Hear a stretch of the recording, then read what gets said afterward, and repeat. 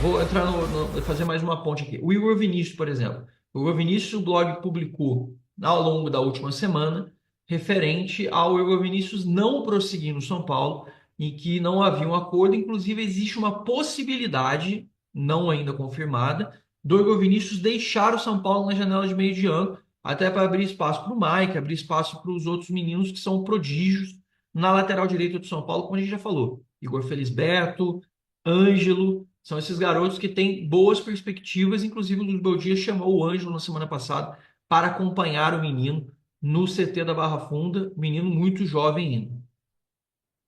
E aí, o que tem isso a ver? A ESPN ontem também referendou a nossa informação, só para passar para vocês. Na semana passada a gente tinha dito, e nessa semana, ontem, se não me engano, o próprio Edu Afonso, como eu sempre falei para vocês, eu elogio sempre, quando um cara como ele corrobora, confirma uma informação minha, é uma coisa muito gratificante para mim, porque mostra para vocês mais uma vez que o que a gente vem passando aqui de informações para vocês é uma informação correta, é uma coisa assertiva que a gente apura e traz aqui para vocês.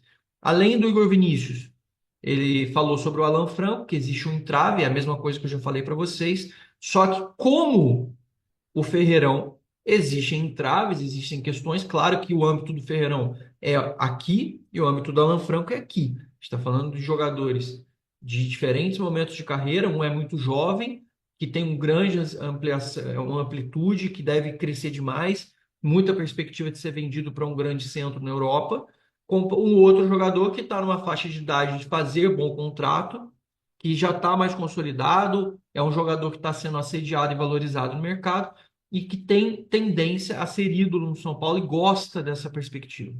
Mesma coisa na questão do Alan Franco. E aí surgiram as especulações do o Palmeiras está negociando, inclusive a gente falou assim, Zanqueta, já viram, já falaram aí que já está assinado com o Palmeiras. Meu filho, nem acabou, nem está no período de assinatura do pré-contrato ainda. Nem que quisesse ele podia assinar um pré-contrato com o Palmeiras agora, porque é ilegal de fazer as coisas. Então, assim, cuidado com as informações. O Alan Franco é um cara que se mostra interessado em permanecer no São Paulo, está longe dessa questão do meu Deus, vamos perder o Alan Franco. Claro que existe uma proposta. Eu também gosto do Alan Franco, também quero que o Alan Franco fique. Mas, como eu falei para vocês, falei com pessoas ligadas ao São Paulo, e o São Paulo tem um otimismo igual tinha com o Ferreirão para a renovação do Alan Franco. Então, a priori, me dizem, e aí eu fico com a mesma informação que eu estava do Ferreirão, com base no Alan Franco, que o São Paulo tem uma perspectiva de conseguir a renovação do Alan Franco até a pausa do Super Mundial, e se não na pausa do Super Mundial, no meio desse período, antes de que entre na parte de assinatura de pré-contrato com o staff dele.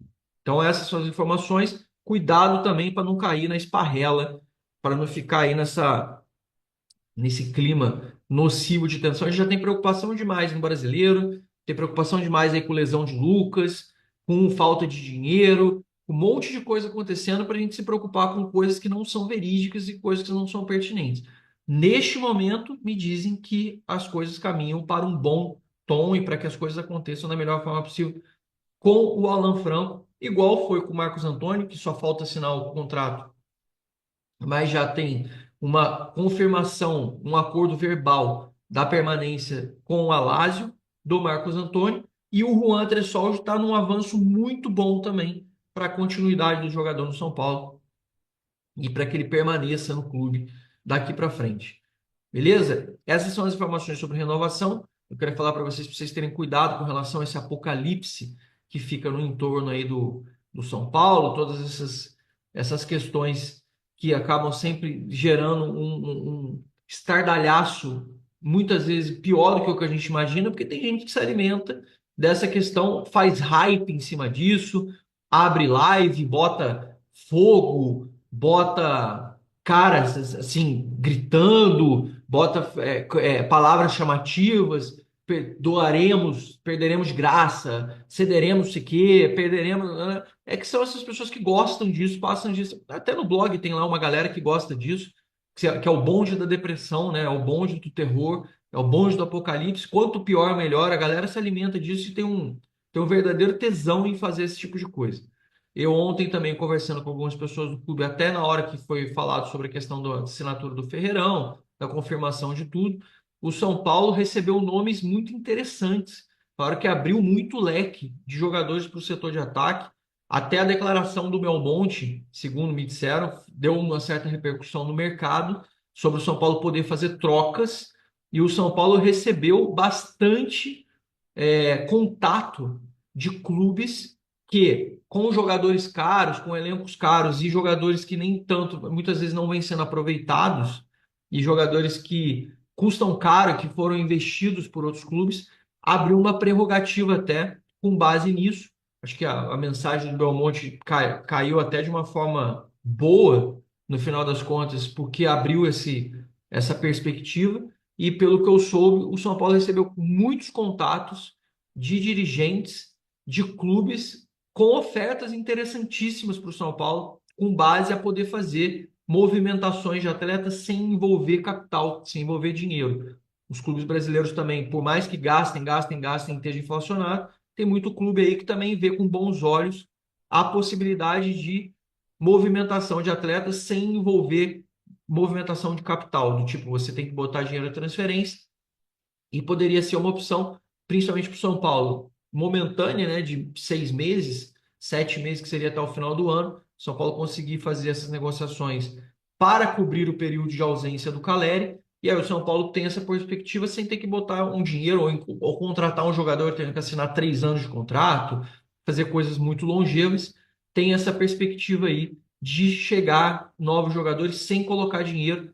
E aí o São Paulo achou que recebeu nomes interessantes, possibilidades que vão bater ainda com o Zubeldia, que estava focado no jogo da Libertadores, está muito focado nesse jogo do Libertad e nesse momento do São Paulo no Campeonato Brasileiro, mas eles têm sempre uma reunião às segundas-feiras no CT e muito provavelmente alguns nomes, algumas opções vão ser com a performance, né, os analistas do São Paulo, do departamento de performance, depois que o nome chega, eles vão fazer uma apuração, vão fazer um levantamento, pegam como o cara joga, fazem lá traçam um perfil, depois levam para a comissão técnica, junto com o Muricy, junto com o Zubeldia, com as pessoas que compõem a diretoria de futebol de São Paulo, e aí discutem as possibilidades com base nesse sistemática que eu falei para vocês de trocas. Pelo menos foi o que foi passado. Não quer dizer que o Zubeldia vai gostar, não quer dizer que o Zubeldia vai achar bom, não quer dizer que o São Paulo vai seguir, mas a informação que eu tive, diferente, né?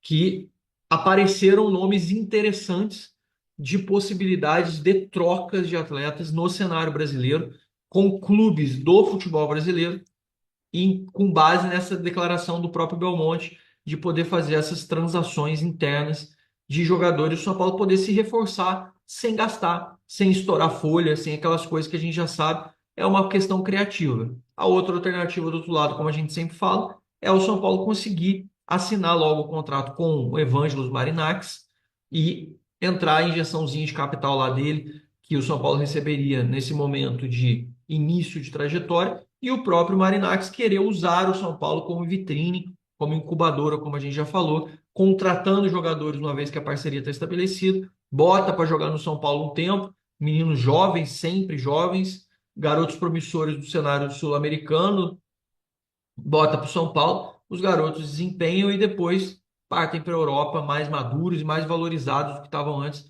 porque o São Paulo é uma vitrine consolidada no cenário mundial, principalmente com venda de jogadores jovens.